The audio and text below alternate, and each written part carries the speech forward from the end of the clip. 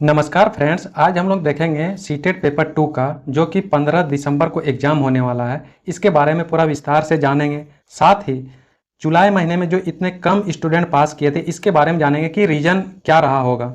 यदि हम रजिस्ट्रेशन का बात करें तो 16,99,823 स्टूडेंट रजिस्ट्रेशन किए थे, लेकिन एग्ज़ाम में अपियर हुए थे। एग्ज़ाम में बैठे थे कितना? 14,07,332 स्टूडेंट एग्ज़ाम में बैठे थे। वहीं जब हम बात करें कि पास होने की संख्या 2,39,120 स्टूडेंट ही पास किए थे, लेकिन फेल होने की संख्या कितना थे? 11,68,212 स्टूडेंट फेल कर गया था। इसका मेन रीज़न ये रहता है कि अक्सर स्टूडेंट को देखा जाए तो वो एनसीईआरटी बुक को वो फॉलो नहीं करते हैं, जबकि जो जितने भी सीटेट का एग्ज़ाम हुआ है वो एनसीईआरटी बुक के ही बेस पे वो क्वेश्चन देते हैं। आइए हम लोग जानेंगे कि इस एग्ज़ाम के व्यू से हम लोग को क्या क्या पढ़ना है और एक अच्छा नंबर आ सके, इसके बारे में विस्तार से जानेंगे। आज हम लोग देखेंगे एनसीईआरटी बुक के माध्यम से हम लोग क्या क्या हम लोग को पढ़ना है। यदि हम एनसीईआरटी बुक को आज का क्लास में हम लोग देखेंगे कि साइंस का जो एनसीईआरटी बुक से रिलेटेड जितने भी पॉइंट हैं उसको देखेंगे।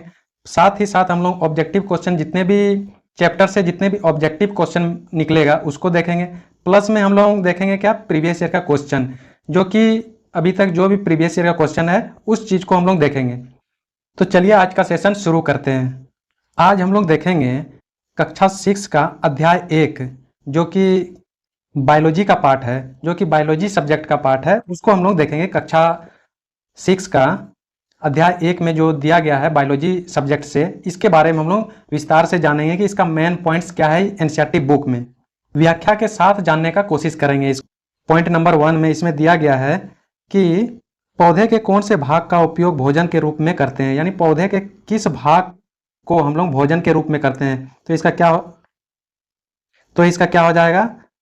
पत्तियों को सब्जी के रूप में करते हैं, फलों को भोजन के रूप में भी करते हैं, कुछ पौधे के सभी भाग खाते हैं, कुछ पौधे के सभी भाग खाते हैं। जैसे में क्या हो जाएगा? मूली के पत्ते भी खाते हैं और इसके जड़ भी खाते हैं। धान, मकई, गेहूं इत्यादि पौधे के क्या खाते हैं? हम लोग सिर्फ बीज खाते हैं। नेक्स्ट पॉइंट की जब हम बात करें तो इसमें कहा गया है एनसीईआरटी बुक में जो दिया गया है कि सहजन पौधे के कौन से भाग को खाया जाता है। सहजन के पौधा जो होता है इसका कौन से भाग को खाया जाता है। जैसा कि ये चित्र में भी देख सकते हैं कि इसमें से इसके फल को भी खाया जाता है, फूल को भी खाया जाता है और इसके पत्तियों को भी खाया जाता है।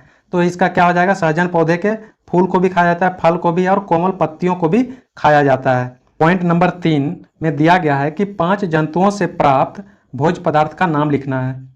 जैसे में दिया गया है कि मुर्गी से हमें कौन सी चीज़ ऐसे है जो भोज्य पदार्थ के रूप में मनुष्य को प्राप्त होता है, तो वो क्या हो जाएगा? अंडा हो जाएगा। गाय से हमें दूध प्राप्त होती है, बकरी से हमें दूध मिलता है, प्लस में इसका मांस को भी खाया जाता है। भेड़ का हम लोग मांस के रूप में इसका यूज करते हैं। मधुमक्खी का हम लोग क्या करते हैं? शहद के रूप में इसका सेवन करते हैं। यहाँ पे एक पॉइंट दिया गया है कि भोज्य पदार्थ उसे कहते हैं जो भोजन के रूप में हम लोग ग्रहण करते हैं। पॉइंट नंबर 4 इसमें दिया गया है कि क्या सभी जीवों को एक ही किस्म की भोजन की आवश्यकता होती है। तो इसका आंसर क्या हो जाएगा? नहीं, यानी सभी जीवों को एक ही प्रकार की भोजन की आवश्यकता नहीं होती है। इसमें दिया गया है नहीं, सभी जीवों को एक ही प्रकार की भोजन की आवश्यकता नहीं होती है। कुछ जीव केवल पादप खाते हैं, यानी पेड़ पौधे से उगाए हुए चीज को खाते हैं, जिसे शाकाहारी कहा जाता है। तो कुछ जीव को जो होते हैं वह जीव जंतु को खाते हैं, जिसे मांसाहारी कहा जाता है। और सर्वाहारी उसे कहा जाता है जो दोनों को खाते हैं, पादप भी खाते हैं और जंतु को भी खाते हैं। जैसे में हो गया मनुष्य, फिर तिलचट्टा, कौवा, ये सब सारा चीज क्या हो जाएगा? सर्वाहारी के कैटेगरी में उसको रखा गया है। पॉइंट नंबर 5 की जब हम बात करें तो इसमें दिया गया है कि पौधे अपना भोजन किस प्रकार प्राप्त करता है। पौधे जो है वो अपना भोजन किस प्रकार प्राप्त करता है। आइए इसके बारे में विस्तार से जानते हैं। पौधे जो है वो प्रकाश संश्लेषण के द्वारा अपना भोजन बनाते हैं। प्रकाश संश्लेषण के द्वारा अपना भोजन बनाते हैं। यहाँ पे जानेंगे कि प्रकाश संश्लेषण किसे कहते हैं। प्रकाश संश्लेषण, पौधे जिस प्रक्रिया के द्वारा अपना भोजन तैयार करता है उसी को क्या कहा जाता है? प्रकाश संश्लेषण प्रक्रिया। तो किस प्रक्रिया के माध्यम से वो अपना भोजन तैयार करता है? कार्बन डाइऑक्साइड के माध्यम से, जल से, सूर्य के प्रकाश और पर्णहरित की आवश्यकता पड़ती है इसको भोजन बनाने में। और इसमें दिया गया है कि पौधे के जड़ जो होते हैं मिट्टी से जल और खनिज सोखती है। क्या? जल और खनिज सोखती है, जो पत्तियों तक पहुंचाती है। प्रकाश संश्लेषण के लिए कार्बन डाइऑक्साइड, जल, सूर्य के प्रकाश और पर्णहरित की आवश्यकता होती है। प्रकाश संश्लेषण के फलस्वरूप ऑक्सीजन निकलता है। ऑक्सीजन को ही प्रकाश संश्लेषण की क्रिया होने के बाद ऑक्सीजन निकलता है। ऑक्सीजन को ही मनुष्य श्वसन के रूप में ग्रहण करता है और स्टार्च का संश्लेषण होता है। आइए अब हम लोग देखते हैं कि इस चैप्टर के माध्यम से जितने भी ऑब्जेक्टिव क्वेश्चन निकल के आ रहा है तो इसको हम लोग जानने का कोशिश करेंगे कि क्या क्या इसमें दिया गया है ऑब्जेक्टिव क्वेश्चन के तौर पे।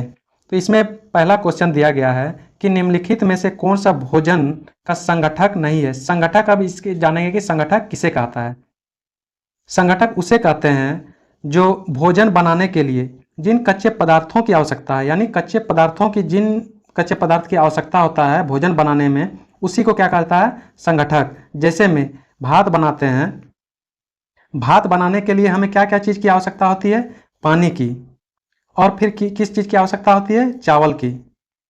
तो ये दोनों क्या हो जाएगा, भोजन के लिए, भात बनाने के लिए ये दोनों क्या हो जाएगा, संगठक के रूप में कार्य करेगा, पानी और चावल।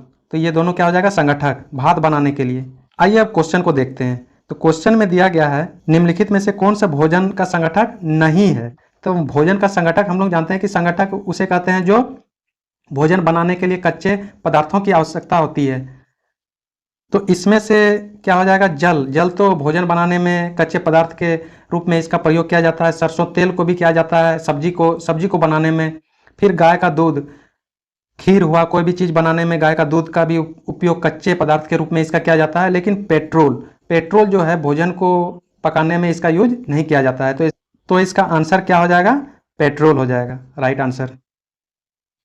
नेक्स्ट क्वेश्चन को हम लोग देखते हैं। आलू परिवर्तित रूप है, किसका परिवर्तित रूप है इसका, आलू जड़ का है, तना का है, फूल का है, या तो फिर फल का है। इसके बारे में आइए हम लोग जानते हैं विस्तार से।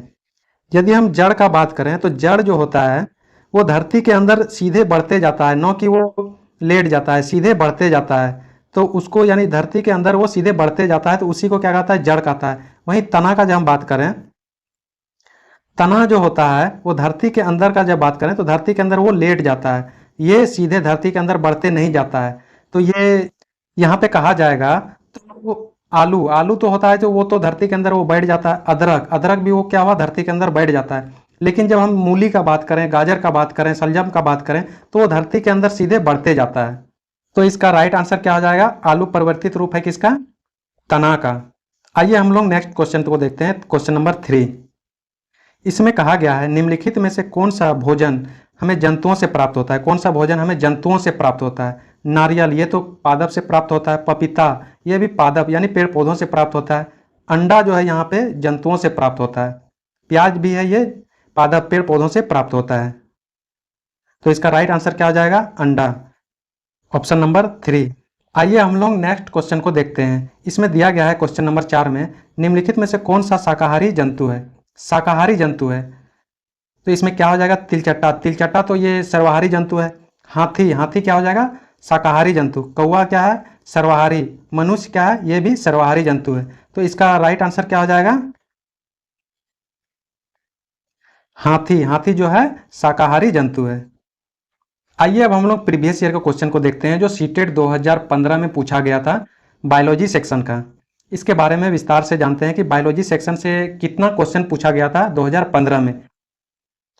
इसमें क्वेश्चन नंबर 1 में दिया गया था क्या, मिलान करने के लिए। लैक्टोबैसिलस का कार्य क्या हो जाएगा, दही को जमाना। इसका दही का जमाने में इसका कार्य किया जाता है, लैक्टोबैसिलस का। वहीं जब हम बात करें प्रोटोजोआ से क्या होता है, मलेरिया का बीमारी होता है। प्रोटोजोआ से मलेरिया का बीमारी। वहीं हम बात करें राइबोजियम से क्या होता है, क्या नाइट्रोजन स्थिरीकरण का इसमें ये हो जाएगा। फिर विषाणु से कौन सा रोग होता है, एड्स रोग हो जाएगा। लैक्टोबैसिलस से क्या हो जाएगा, दही का जमना। प्रोटोजोआ मलेरिया हो जाएगा। फिर राइबोजियम से क्या हो जाएगा, नाइट्रोजन स्थिरीकरण। फिर जीवाणु से एड्स का, ये सारा चीज इसका राइट आंसर हो जाएगा। क्वेश्चन नंबर 2 जो 2015 में पूछा गया था, इसमें दिया गया है कि निम्नलिखित में से कौन से कथन सही है, इसको चुनना है। ऑप्शन नंबर ए में दिया गया है कि सभी रंगों की पत्तियां प्रकाश संश्लेषण करती है। ऑप्शन नंबर बी में दिया गया है कि पौधे क्लोरोफिल की अनुपस्थिति में ही प्रकाश संश्लेषण करते हैं।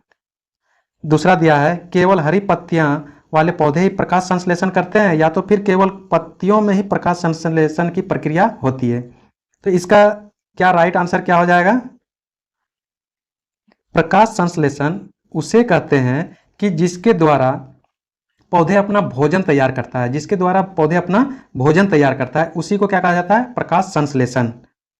यदि हम बात करें पत्तियों का, चाहे वो किसी भी रंग का हो, उसमें प्रकाश संश्लेषण की प्रक्रिया होती है, लेकिन क्लोरोफिल की अनुपस्थिति में प्रकाश संश्लेषण की प्रक्रिया नहीं होगी।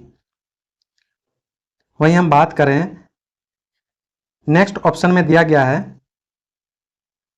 नेक्स्ट ऑप्शन में दिया है केवल हरी पत्ती ही प्रकाश संश्लेषण करता है? नहीं, लाल पत्ती भी होता है, हरा पत्ती भी होता है, पीला पत्ती भी होता है, उसमें भी प्रकाश संश्लेषण की प्रक्रिया होती है। ऑप्शन नंबर डी में दिया गया है कि केवल पत्तियों में ही प्रकाश संश्लेषण की क्रिया होता है, कि ऑप्शन नंबर डी में जो दिया है ये भी ऑप्शन सही हो सकता है और ये भी, लेकिन सबसे सटीक ये होगा, क्योंकि प्रकाश संश्लेषण जो है सभी रंगों की पत्तियों में प्रकाश संश्लेषण की प्रक्रिया होती है। आइए अब हम लोग नेक्स्ट क्वेश्चन को देखते हैं कि कौन सा क्वेश्चन दिया गया था 2015 में। इसमें क्वेश्चन नंबर 3 में दिया गया है कि रीमा अपने दोस्त को बताती है कि भिंडी एक फल है। क्या है? भिंडी एक फल है। लेकिन उनके दोस्त जो हैं सहाना असहमत होते हैं इनके बातों से कि भिंडी एक फल है। तो इसमें दिया गया है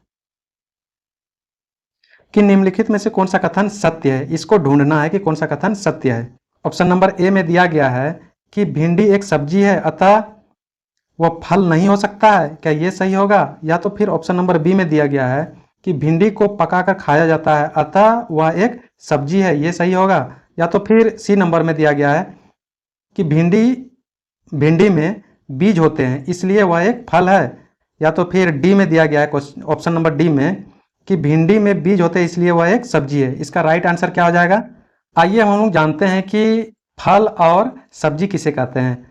फल, हम फल के तौर पे सब्जी को फल के तौर पे हम लोग टमाटर को भी रख सकते हैं, भिंडी को भी रख सकते हैं, क्योंकि उसमें बीज होता है, दाना होता है। तो वो क्या, यानी सब्जी में जितने भी प्रकार के सब्जी होंगे और जिसमें बीज पाया जाएगा तो वो फल के कैटेगरी में उसको रखा गया है। तो यहाँ पे देखा जाए तो भिंडी क्या है? भिंडी में बीज होते हैं तो इसलिए वह एक फल है। तो इसका राइट आंसर क्या हो जाएगा? सी नंबर। क्वेश्चन नंबर 4, जब हम क्रोध होते हैं, शर्मिंदगी होती है या तो चिंता होती है तो हमारे शरीर का कौन सा हार्मोन तनाव समायोजन में हमारी मदद करता है? तो इसका राइट आंसर क्या हो जाएगा? एड्रीनलिन इसका हो जाएगा। राइट आंसर क्या हो जाएगा? एड्रीनलिन हो जाएगा इसका। नेक्स्ट क्वेश्चन को जब हम देखेंगे, इसमें क्वेश्चन नंबर 5, तो इसमें मिलान करने के लिए कह रहा है। तो इसमें एक नंबर का क्या हो जाएगा? जड़। जड़ किसे कहते हैं हम लोग? गाजर को कहेंगे, मूली को कहेंगे। तना, तना का कार्य कौन हो जाएगा? गन्ना का इसमें हो जाएगा। बीज, बीज क्या है? मूंगफली। अब फल, फल के रूप में क्या हो जाएगा? सेब। जो ये क्वेश्चन 2015 में पूछा गया था। क्वेश्चन नंबर 6 इसमें दिया गया है जो कि 2015 में पूछा था कि निम्नलिखित में से कौन सा विकल्प वायरस द्वारा मनुष्य को होने वाले रोगों के समूह को दर्शाता है? ऑप्शन नंबर ए की जब हम बात करें तो ऑप्शन नंबर ए में दिया गया है कि खसरा, चिकन पॉक्स, हेपेटाइटिस। ये सारा चीज जो है, ये सारा बीमारी जो है ये विषाणु यानी वायरस के द्वारा फैलता है। वहीं हम बात करें चिकन पॉक्स, ये भी क्या है? वायरस के द्वारा फैलता है। मलेरिया, मलेरिया प्रोटोजोआ के कारण फैलता है। वहीं हम बात करें हेपेटाइटिस ए का, हेपेटाइटिस ए जो है ये वायरस यानी विषाणु के कारण फैलता है। खसरा जो है ऑप्शन नंबर सी में जो दिया गया है खसरा, ये तो विषाणु यानी वायरस से फैलता है। पोलियो, पोलियो जो है ये भी एक वायरस से ही फैलता है। लेकिन यहाँ पे टाइफाइड जो है, टाइफाइड ये जीवाणु से फैलने वाला रोग है। टाइफाइड जो है ये जीवाणु से फैलने वाला रोग है। तो इसका ये ऑप्शन गलत हो जाएगा। ऑप्शन नंबर डी में दिया गया है कि खसरा, खसरा जो है वायरस से होता है। टाइफाइड, टाइफाइड जो है जीवाणु से होता है। किससे होता है? जीवाणु से। वहीं हम बात करें क्षय रोग का, जिसे टीबी कहा जाता है, तो ये जीवाणु से होता है। ये जीवाणु से होता है, ये भी जीवाणु से होता है, लेकिन ये विषाणु यानी वायरस से होता है। इसमें क्वेश्चन में कहा गया है कि वायरस से होने वाले रोग, तो इसका राइट आंसर क्या हो जाएगा? राइट आंसर इसका क्या हो जाएगा, ए नंबर, क्योंकि खसरा भी वायरस से होता है, चिकन पॉक्स भी ये वायरस से होता है, हेपेटाइटिस ए भी ये वायरस से होता है। ऑप्शन नंबर 2 को जब हम देखें तो चिकन पॉक्स ये वायरस से होता है। मलेरिया, मलेरिया जो कि प्रोटोजोआ के कारण होता है, ये वायरस से होता है। ऑप्शन नंबर 3 को हम देखें तो खसरा ये वायरस से होता है। पोलियो ये भी वायरस से होता है, लेकिन टाइफाइड, टाइफाइड जो होता है ये जीवाणु से होता है। इसमें ये टाइफाइड गलत है, इसमें मलेरिया गलत है और इसमें क्षय रोग गलत है। टाइफाइड भी ये भी गलत है, तो इसका राइट आंसर क्या हो जाएगा, ए नंबर। नेक्स्ट क्वेश्चन को देखते हैं, क्वेश्चन नंबर 7। इसमें दिया गया है, क्वेश्चन नंबर 7 में लिखा है कि निम्नलिखित में से कौन सा विकल्प स्वपोषियों के समूह को दर्शाता है। स्वपोषियों के समूह को, स्वपोषी किसे कहते हैं, आइए हम लोग जानेंगे स्वपोषी किसे कहते हैं, परपोषी किसे कहते हैं। स्वपोषी, स्वपोषी वैसे जीव को कहते हैं जो अपना भोजन स्वयं बनाते हैं, जैसे में पादप हो गया, ये अपना भोजन स्वयं बनाता है, तो इसी को कहता है क्या, स्वपोषी। पेड़ पौधा जितने भी है वो स्वपोषी के अंतर्गत आएंगे। वहीं हम बात करें परपोषी के अंतर्गत, तो परपोषी के अंतर्गत वे सभी जीव आएंगे जो अपना भोजन बनाने के लिए दूसरे जीवों पर निर्भर करता है। वे अपना भोजन बनाने के लिए दूसरे जीवों पर निर्भर करता है, जैसे क्या हो जाएगा, मनुष्य हो जाएगा, जंतु हो जाएगा, ये सारा चीज क्या हो जाएगा, परपोषी के अंतर्गत आएगा। तो आइए अब हम लोग क्वेश्चन को देखते हैं। ऑप्शन नंबर ए में दिया गया है कि शैवाल, पालक, मटर, केला ये स्वपोषी हैं कि परपोषी हैं, इसके बारे में देखना है। शैवाल जो है इसमें प्रकाश संश्लेषण की क्रिया होती है, शैवाल में प्रकाश संश्लेषण की क्रिया होती है, इसीलिए ये स्वपोषी कहलाएगा। वहीं हम बात करें पालक का, यानी पालक जो पत्ता होता है ये भी स्वपोषी, ये भी अपना भोजन खुद बनाते हैं, ये भी स्वपोषी के अंतर्गत आएंगे। केला जो है, केला ये फल, ये भी स्वपोषी के अंतर्गत आएंगे। ऑप्शन नंबर बी में दिया गया है कि शैवाल ये तो स्वपोषी है।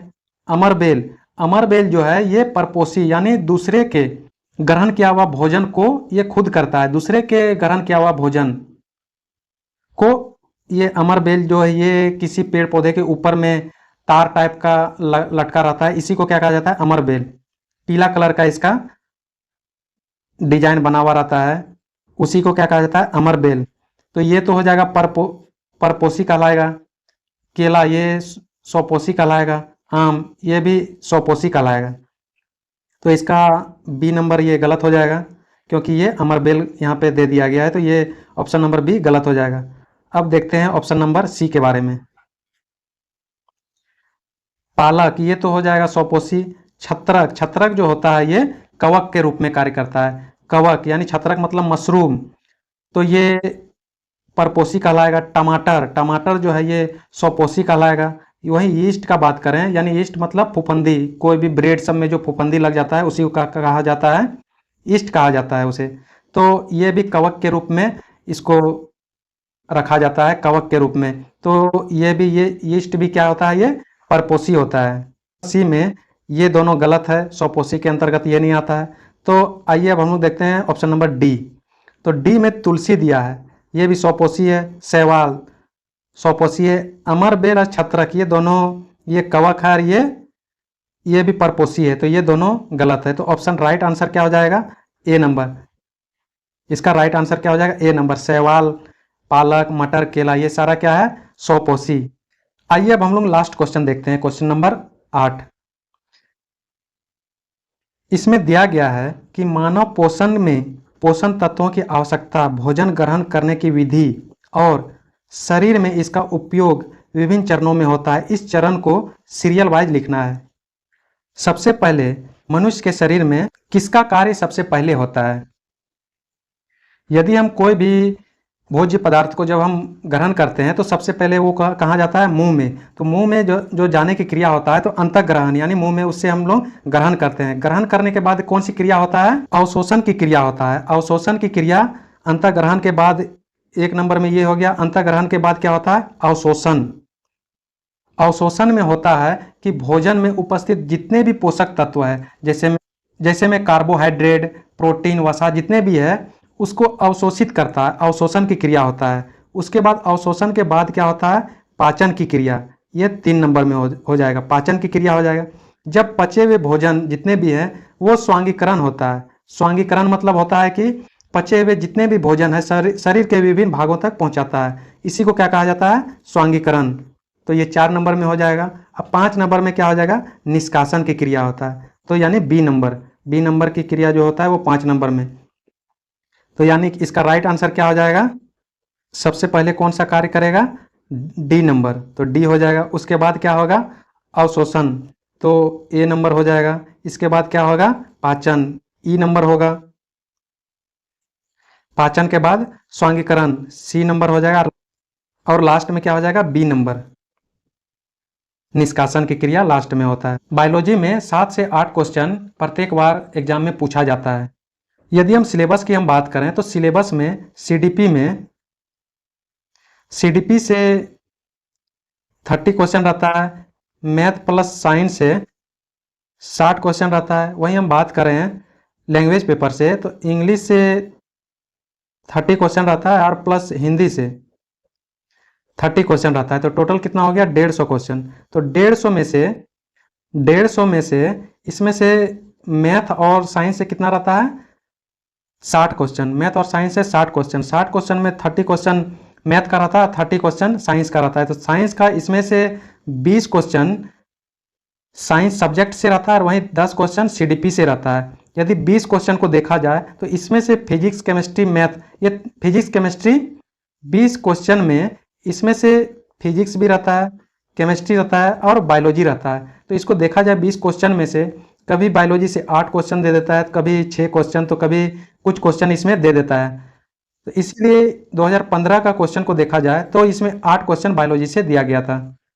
आज का सेशन यहीं समाप्त करते हैं। कैसा लगा ये वीडियो अपना कमेंट के माध्यम से जरूर साझा करें। तब तक के लिए धन्यवाद।